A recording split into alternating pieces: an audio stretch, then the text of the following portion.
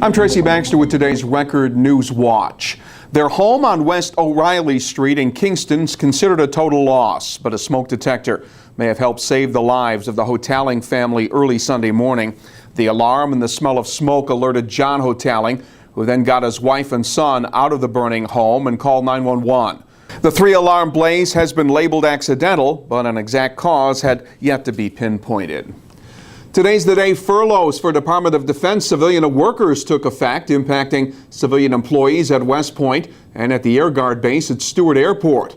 And on the day mandatory furloughs begin, Hudson Valley Congressman Sean Patrick Maloney and local union leaders were calling on Congress to end sequestration and replace it with a balanced bipartisan long-term budget. About 1,700 area workers are affected by the 11 mandatory furlough days, projected to save the Defense Department $1.8 billion.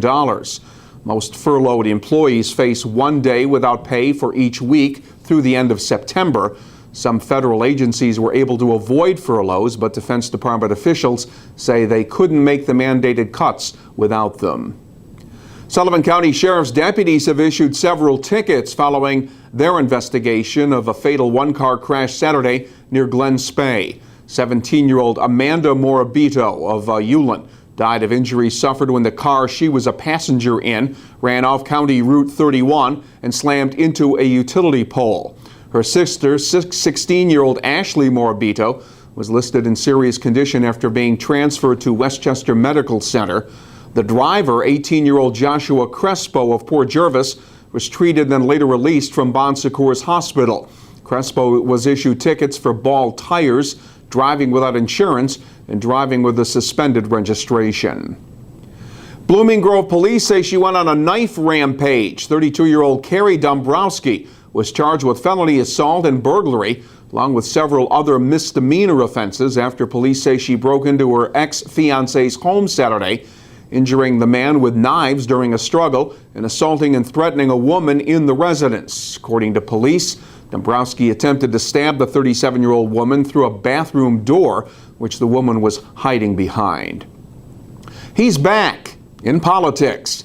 Former Governor Eliot Spitzer, who resigned 5 years ago amid a prostitution scandal, says he's planning a political comeback with a run for New York City comptroller. Spitzer, a former state attorney general, stepped down in disgrace in 2008 when allegations surfaced of his encounters with a prostitute. Since then, the former governor returned to public life as a cable TV commentator. In announcing plans for his city comptroller run, Spitzer said he is hoping city voters would give him a second chance.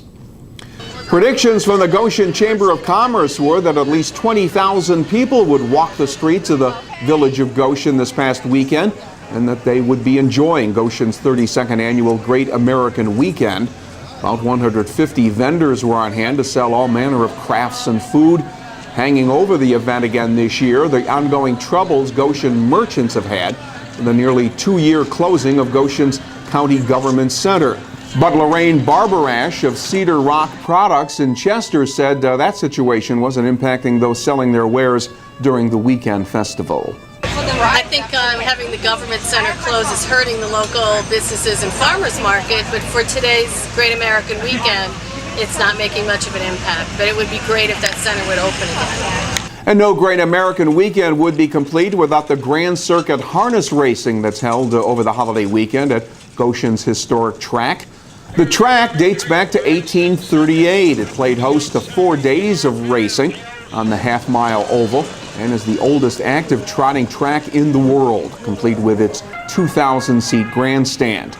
Grand Circuit races are a yearly showcase of harness horses that compete throughout North America. And all that history has earned Goshen the nickname the Cradle of the Trotter, since the village is where the sport originated. And it was a day of family fun Saturday in Wurtsboro, the annual Founders Day Street Fair, featuring an assortment of food, crafts, music, and activities sponsored by the Wurtsboro Board of Trade. This year there was something a little unique. Folks could watch Billie Jean McLaughlin of Matamoros pull a 20,000-pound tractor trailer down 4th Street. The charity truck pull was held to help O'Toole's Harley-Davidson in Wurtsboro get toy donations for their Christmas in July event. Well, don't look for much change in our weather for the next couple of days. Tuesday will be partly sunny and humid with a chance of a passing thunderstorm. The highs will be between 85 and 90 degrees.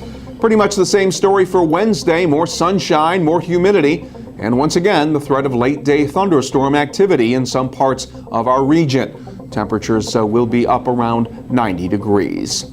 Stay informed by starting your day with the Times-Herald Record. Stay connected to breaking news right here at Record Online. For Record Newswatch, I'm Tracy Baxter.